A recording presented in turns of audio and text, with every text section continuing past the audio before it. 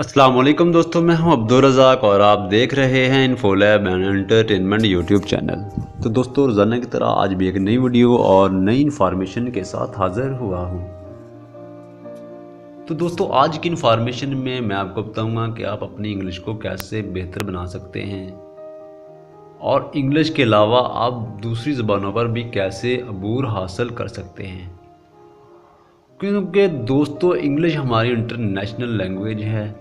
तो दोस्तों, ये हर दुनिया के हर कोने में बोली जाने वाली ज़ुबान है। और दूसरी बात यह है कि दोस्तों, अगर आपका तल्लुक़ कंप्यूटर से है तो दोस्तों, कंप्यूटर भी इंग्लिश के अलावा दूसरी ज़ुबानों को समझने में कासिर है, दूसरी ज़ुबानों को नहीं समझता, ना ही उन ज़ुबानों की उसे समझ है।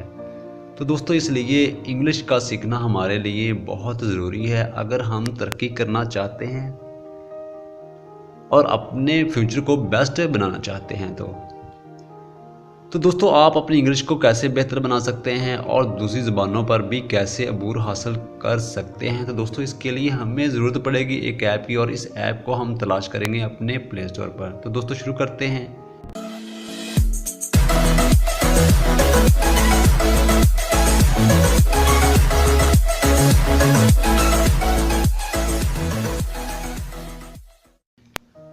तो दोस्तों, यहाँ मैं टैप करता हूँ अपने प्ले स्टोर पर।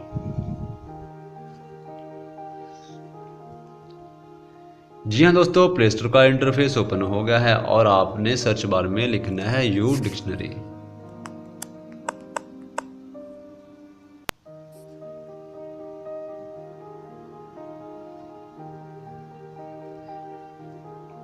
जी हाँ दोस्तों, U dictionary best English learning dictionary you offline. तो दोस्तों, इसको आप ऑफलाइन भी इस्तेमाल कर सकते हैं।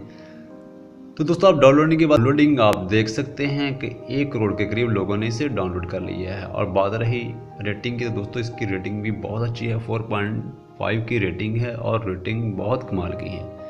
तो दोस्तों, आप इसकी डिस्क्रिप्शन भी पढ़ सकते हैं। Best dictionary word and sentence translate in any apps for 3 language. तो दोस्तों, यहाँ से आप तकरीबन 38 ज़बानों को सीख सकते हैं इस ऐप की मदद से। तो दोस्तों, यहाँ से मैं इसे ओपन करता हूँ।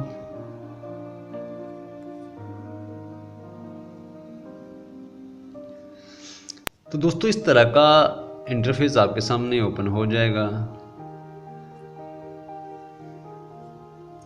तो दोस्तों, आप सर्च बार में कोई भी वर्ड लिख दें।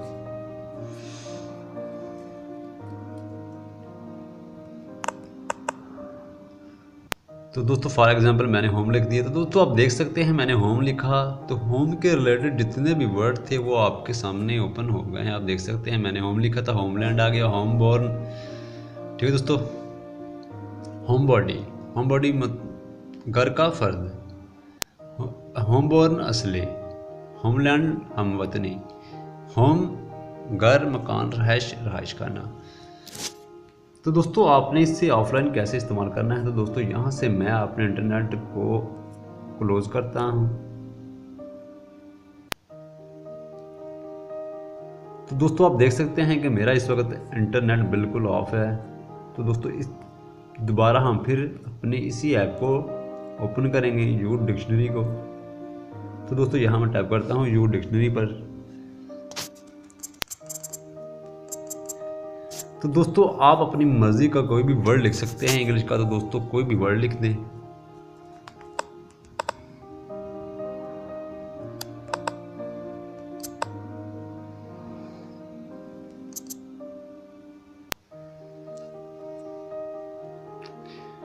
जी हाँ दोस्तों, मैंने लिखा था टेल। टेल का मतलब है कहना, बोलना, बतलाना, सुनाना, बताना, मामूर करना। तो दोस्तों, इस तरह अगर आप